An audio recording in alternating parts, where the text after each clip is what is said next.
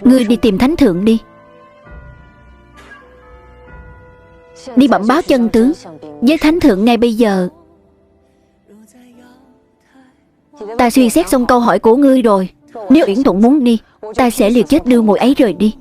Sau đó đi nhận tội với thánh thượng, dùng mạng của ta đổi lấy mạng của Uyển Thuận. Đây là cái giá ta phải trả.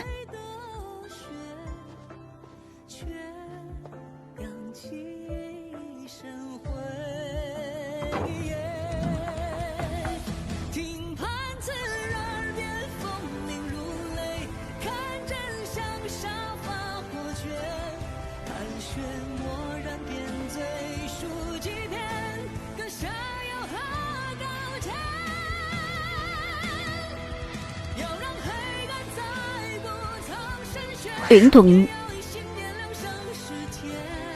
tỷ tìm thấy ta rồi.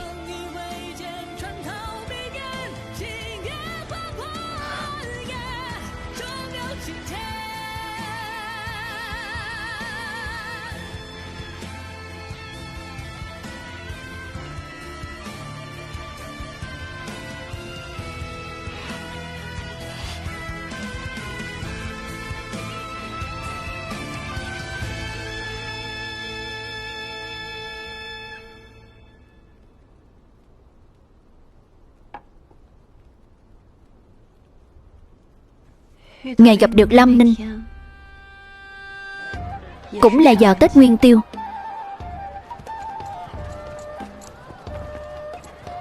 Hay, hay.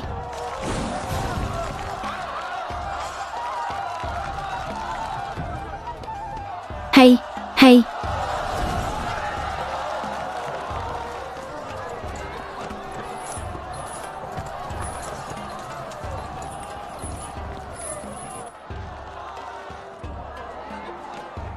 Hay, hay.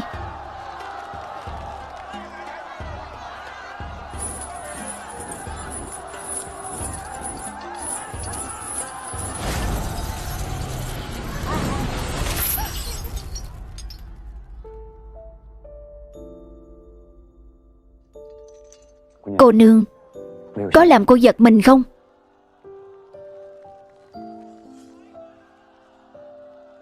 Ta không sao. Ban đầu bọn ta đều không biết thân phận của nhau. Mãi về sau có mấy lần tình cờ gặp gỡ trong cung, ta cứ ngỡ đây chính là mối lương duyên tiền định. Ta mất mẹ từ nhỏ, sống bình an được đến giờ đã chẳng dễ dàng gì. Ta chưa từng dám mong cầu được yêu thương. Mãi cho đến khi gặp chàng ấy, ta cũng đã do dự rất lâu mới quyết định trao trọn con tim. Chưa từng có nam nhân nào đối xử với ta như vậy. Ta bỗng nhiên nảy sinh hy vọng xa vời, muốn cùng một người gắn bó bên nhau trọn đời. Nhưng ai ngờ đâu, phụ hoàng ra lệnh bắt ta gả đi xa, lấy vị hồi hộp dương tử chưa từng gặp mặt. Ta từng đi cầu xin phụ hoàng. Ta biết tỷ cũng thay ta nghĩ đủ mọi cách, hy vọng phụ hoàng có thể đổi ý. Nhưng việc quốc gia đại sự đâu thể dễ dàng thay đổi chỉ vì lời thỉnh cầu của hai ta. Thế là ta và Lâm Ninh đã mưu tính một trận hỏa hoạn giữa yến tiệc, giả chết để thoát thân. Sau này ta mới nhận ra, lúc đó muội không chỉ an ủi ta mà còn đang nói lời từ biệt. Ta đã lên kế hoạch xong xuôi. Lâm Ninh thầy ta bố trí tất cả. Kế hoạch đó không chê vào đâu được, là một màn trình diễn còn đặc sắc hơn cả dạ tiệc Nguyên Tiêu.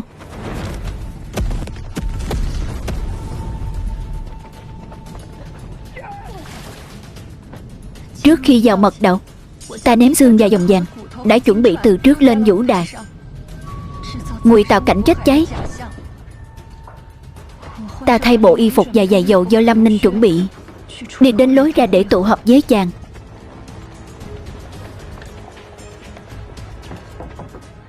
Ra đi, mau.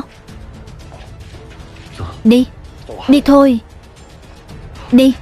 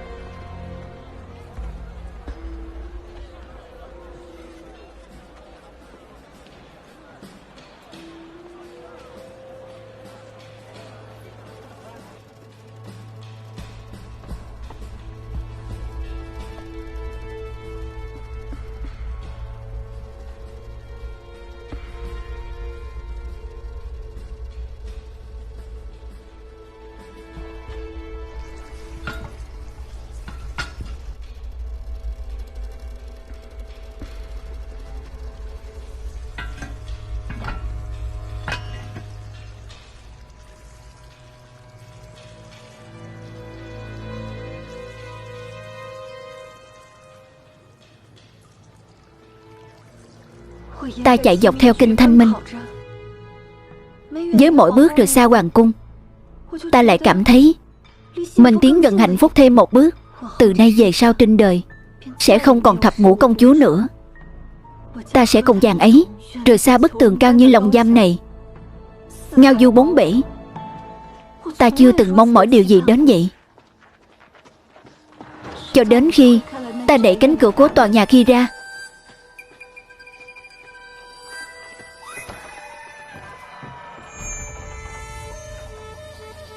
đây chính là đồ cưới cô chuẩn bị cho mình sao? Kỹ năng thêu không tệ, có điều giải dốc kém quá. Nếu đã là đồ cưới thì dù có dốc hết vốn liếng cũng phải mua ít giải tốt về chứ. Qua đây giúp ta chỉnh đốn y phục đi. Bộ đồ cưới này của cô hơi nhỏ. Sao cô lại ở đây? Vậy ai đáng ra nên ở đây? Lâm Ninh sao?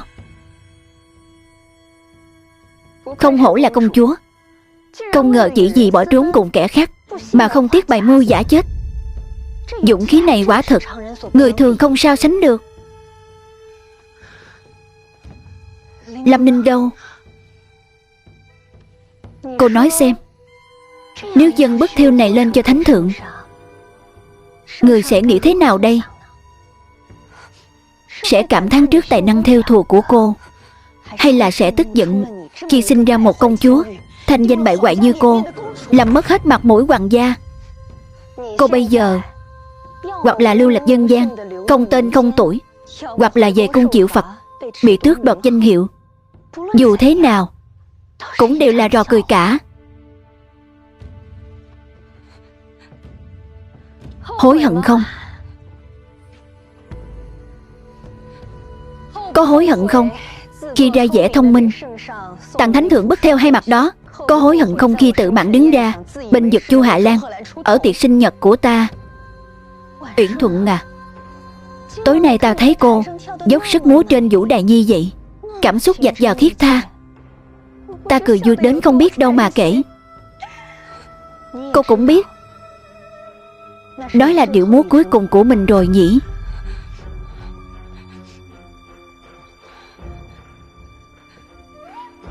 Sao cô biết chỗ này? Tại sao cô lại ở đây?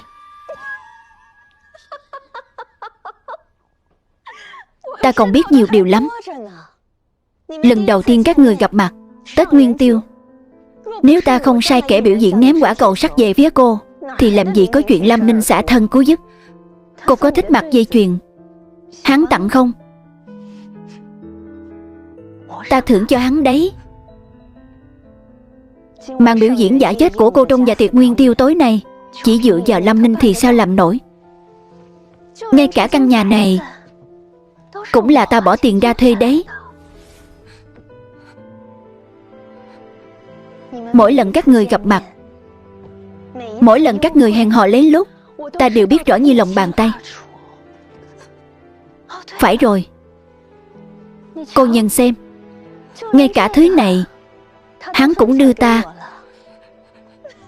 Trong mắt bọn ta, cô có mặc bộ y phục này hay không cũng chẳng có gì khác biệt. Đến cả việc ban hôn tối nay cũng là do ta tác thành đấy. Đáng tiếc thật, Lâm Ninh không hề muốn rời khỏi Tây Kinh. Cũng phải thôi, nào có ai chịu dứt bỏ địa vị, tiền tài, cuộc sống phồn hoa để đi lưu lạc cùng một kẻ đã chết, sống những ngày ăn gió nằm sương, nghèo hèn khốn khổ chứ. Mẹ ta là một vũ kỹ. Sau khi được phụ hoàng sủng hạnh thì mang thai ta. Ta nghe họ nói mẹ sinh ta ra vô cùng khó khăn, còn chưa nghe được tiếng khóc của ta thì đã qua đời vì khó sinh. Phụ hoàng con cái đông đúc, ngày thường vốn chẳng bao giờ nhớ đến đứa con gái là ta. Nghĩ cũng phải, đường đường là tả lang tướng của Kim Ngô vậy, cớ đâu lại để mắt đến ta chứ?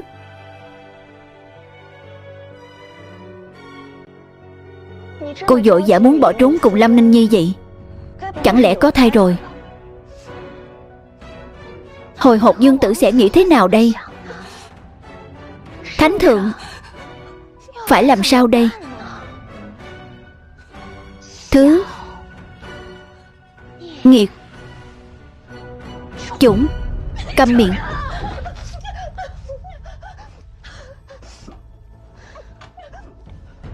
Cô đừng có nhìn ta bằng ánh mắt đó. Đôi mắt này của cô dính đến ái tình, dẫn quá thành làn nước xuân đó thôi.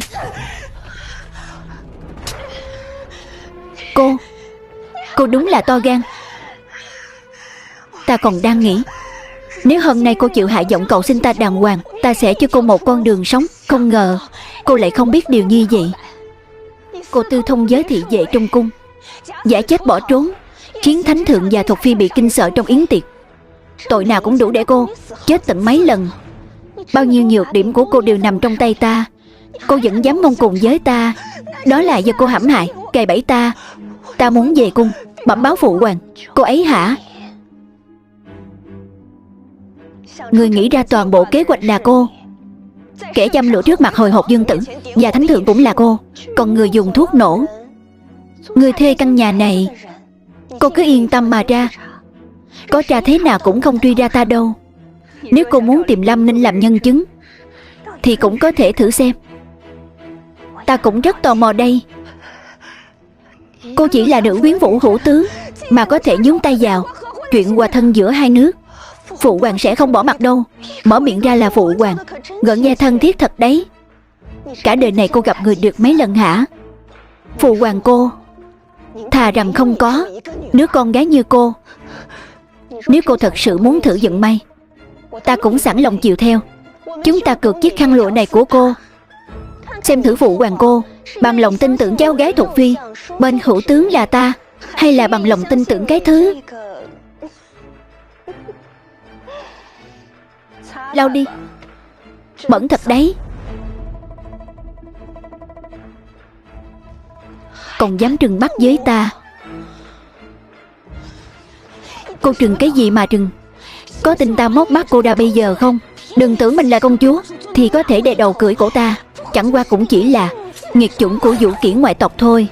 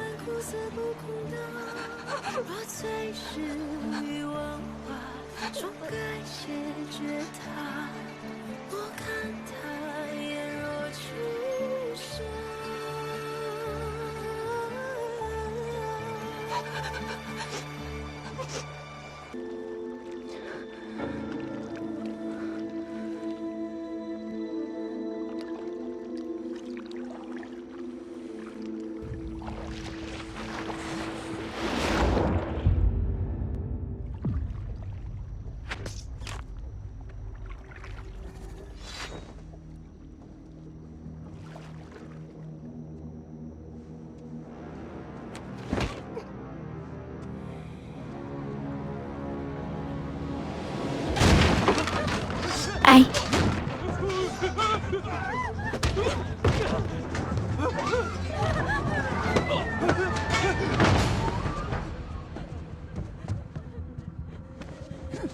Sư phụ, ta biết Lý Ngôn, hắn là quan tốt.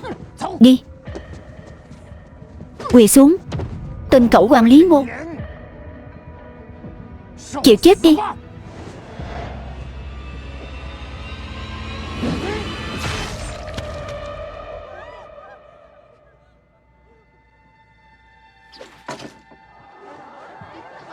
Mau đến xem, viết cái gì thế? Trên đó viết chữ gì vậy? Đúng vậy.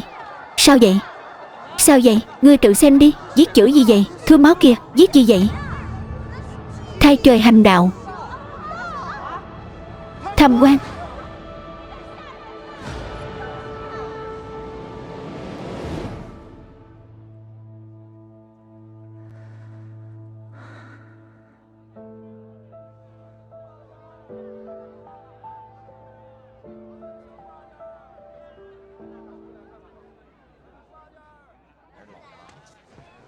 Ở đây tối thế này. Qua đó ngồi đi. Đi thôi, xin chào. Xin chào, mời vào trong hai vị đại ca. Để ta vào trước nhé. Ta sẽ nhanh thôi. Ai vậy chứ? Làm gì vậy?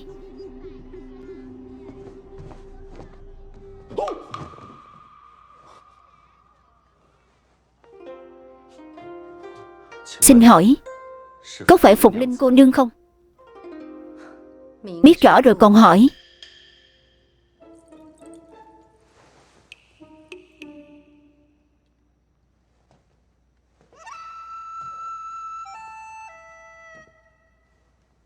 Ngồi đi.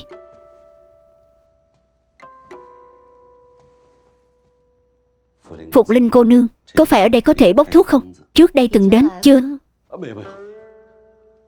Ta chưa, đây là lần đầu. Người quen giới thiệu sao? Ta nghe một người bạn của cha ta nói, nghe nói ở chỗ cô có khám bệnh, hỏi các có sở thích gì, căn cứ theo sở thích mà bốc thuốc cho phù hợp. Cái đồ láo cá đó. Nghe nói trên thuyền cô ấy bốc rất nhiều phương thuốc cho đàn ông, làm người ta thoải mái lắm. Vậy thì ngài có bệnh gì? Ta không có bệnh. Ta không đến bốc thuốc. Ta định hỏi thăm cô một chuyện, có được không? Vậy thì ngài hiểu quy tắc rồi chứ? Ta hiểu quy tắc.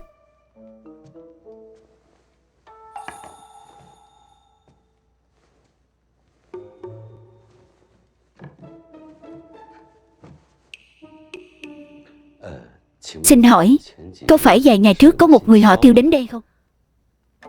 Họ Tiêu?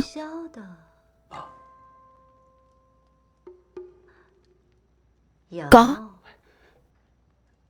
Cô có thể nói cho ta biết hắn đến đây làm gì? Nói gì không? Ta hiểu. Ta đem theo không nhiều năng lượng.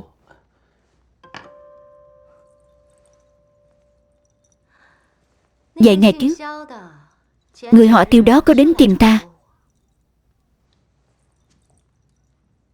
Hắn cho ta một khoản tiền lớn, bảo ta câu kết với người vào thuyền trên một chiếc thuyền. Còn ta đã nghĩ cho hắn một chiêu này.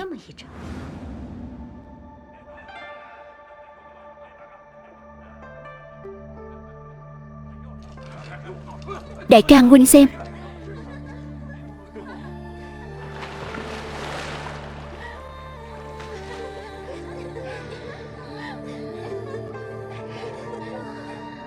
Tiểu cô nương.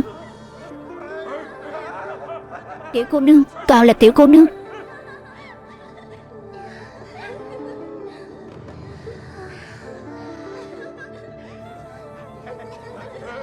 Tiểu cô nương, tới đây, cùng chơi nào, cùng chơi nào. Khỏi phải nói, Những người đàn ông sống trên sông nước thích chơi bời với phụ nữ ở trên thuyền.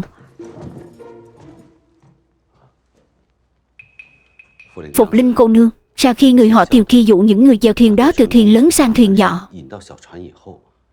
thì đã làm gì? Tìm quan lạc chứ sao? Ta thấy khách quan mặt mày phúc hậu, tặng cho ngài một tin hữu ích. Uống. Hình như hôm đó ta thấy có vài người lợi dụng bóng tối lẻn lên thuyền lớn.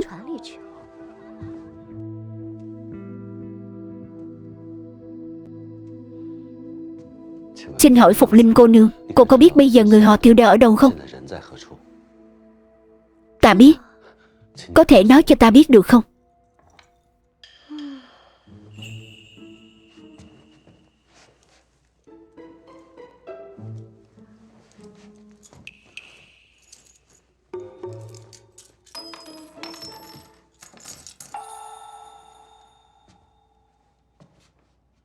Hết rồi.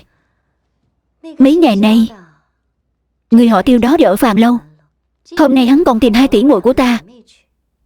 Nghe nói là ở phòng Mai Lan.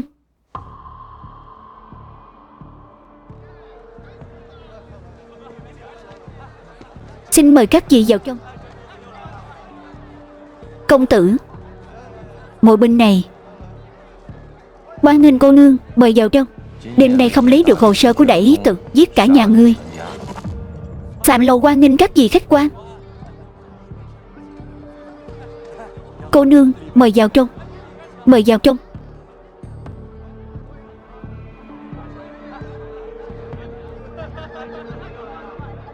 Mời vào trong.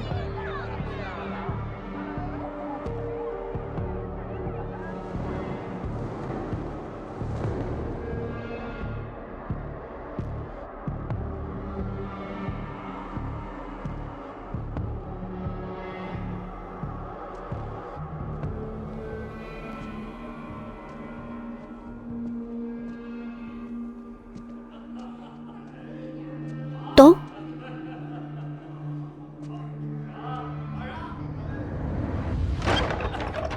Uống chút đi. Sư huynh.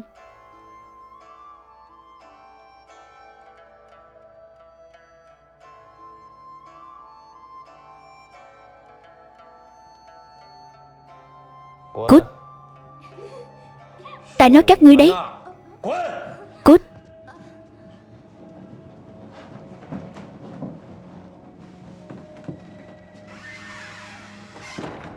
Lục soát người cô ta.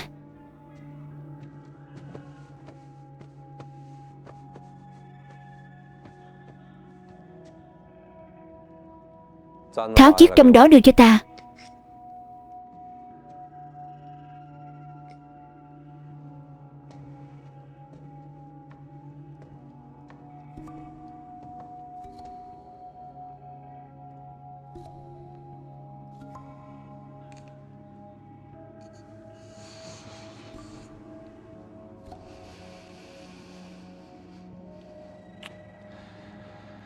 Vẫn là mùi thơm đó. 10 mấy năm rồi, ta chưa từng quên mùi thơm này.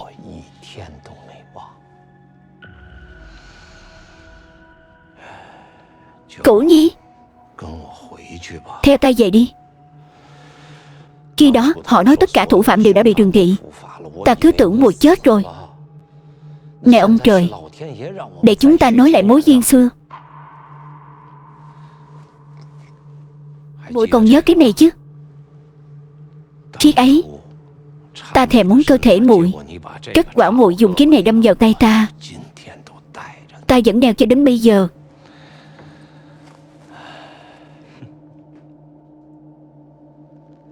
Buổi sáng huynh đã nói chỉ cần ta giúp huynh lấy hồ sơ, huynh sẽ tha cho ta ra hồ sơ. Muội, ta đừng muốn. Huynh đừng mơ tưởng hão huyền. Đi đâu vậy? Tránh ra.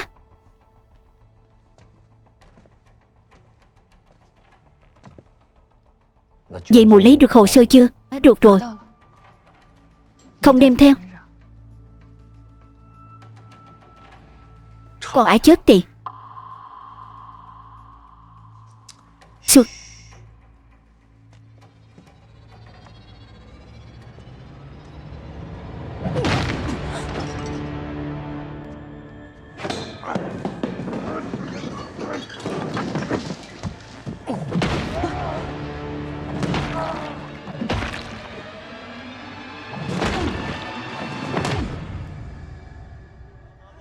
Khách quan, mời vào ông chủ bào, làm phiền rồi.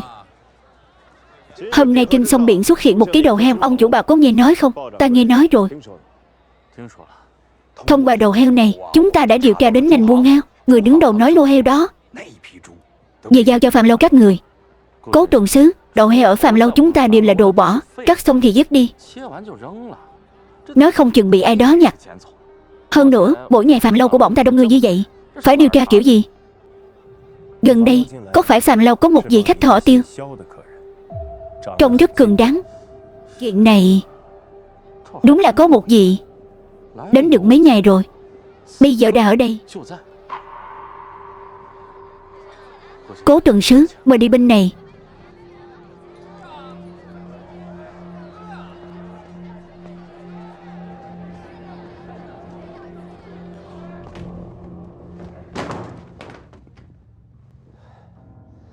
Cửu Nhi, đừng giận nữa. Ca ca dạy dỗ hắn thay muội rồi. Đưa khăn tay cho ta để lau mặt đi. Các người dọn về chỗ này đi. Cửu Nhi ẵm quay về đi. Đây mới là những ngày muội nên sống. Trốn chạy khắp nơi, lưỡi dao liếm máu. Muội nói 10 mấy năm qua muội đang sống những ngày tháng hèn nhát như vậy. Rốt cuộc huynh cần hồ sơ để làm gì? Tiếp theo huynh định làm gì? Có liên lụy đến ta không? Liên lụy đến muội gì chứ? Ta cần hồ sơ đương nhiên là để báo thù cho cha ta rồi. Năm đó sư phụ bị quan binh của đại lý Trượng giết. Người trên bờ đều nhìn thấy. Ngươi nhìn xem, đó là gì? Chủ thầy đã nói giết hết sạch, không để ai sống sót. Giết. Giết. Giết.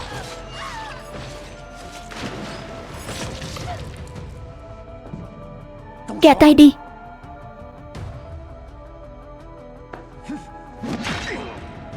Chờ về ta sẽ tính sổ với ngươi.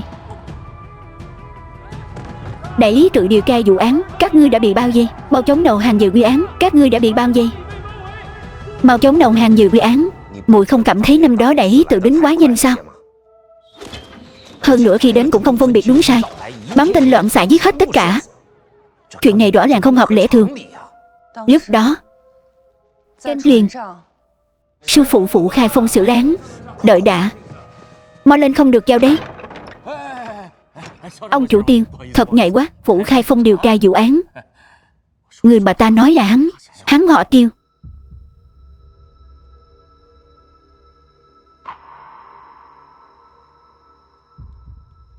Là ngươi.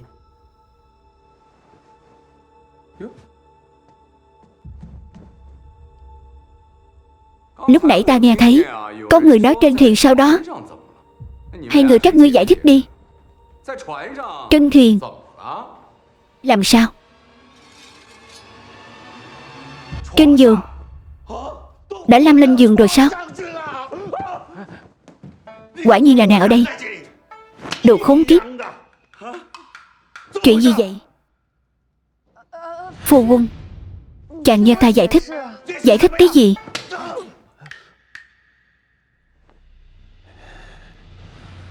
Đừng nói gì hết. Hai người các ngươi cô nam quả nữ đang làm gì? Đây là nương tử của ta. Có phải ngươi quyến rũ nương tử của ta không? Đồ con rùa kia, ngươi làm gì vậy? Ông đây thích phu nhân của ngươi đấy. Ta đây rất thẳng thắn. Ta tuyên chiến với đồ con rùa nhà ngươi đấy. Ngươi còn dám tuyên chiến với ta? Nàng nói đi, làm sao quen biết? Ta đã nói với chàng rồi còn gì. Ta cần mua trúc. Hắn chính là người buôn đúc. Ta bàn chuyện làm ăn mà. Bàn chuyện làm ăn chạy đến chỗ như Phạm Long sao ôn phu nhân? Ta cầu xin nàng làm thê tử của ta. Từ sau khi gặp nàng, lòng ta cứ trống vắng. Trong đầu đều là nàng. Phải làm sao đây? Từ nay về sau, nàng chính là Kim, nàng là đen của ta. Nàng là người của ta, ta muốn sinh con với nàng. Cố Trùng Sứ, ngài phải làm chủ cho ta. Im miệng hết đi. Đưa giấy tờ thông hành ra đây. Ngươi có không? Có. Giấy tờ thông hành.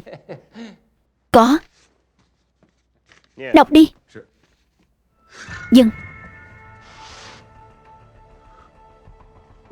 Tiêu Giật Thủy, là ta, Sực, ngươi là người Bi Châu, Phủ Lộ Thành Đô, ngày 21 tháng 2 năm Kiên Họa thứ 3. Đến thành Đông Kinh bán trúc. Hàng hóa gồm 200 quân trúc Trường Thọ, tiễn trúc 100 quân, từ trúc 50 quân, trúc đơn 30 quân, trúc đống 30 quân. Tiêu Giật Thủy của Phủ Lộ Kinh Tây Nam, số ngõ Bi Châu, Phủ Lộ Thành Đô. Tiêu Giật Thủy, đúng vậy, chữ Tiêu nào?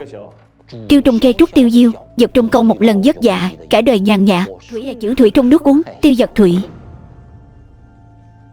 Luyện tập cũng khá đấy. Lúc nhỏ ta cũng là đứa nhỏ khổ cực.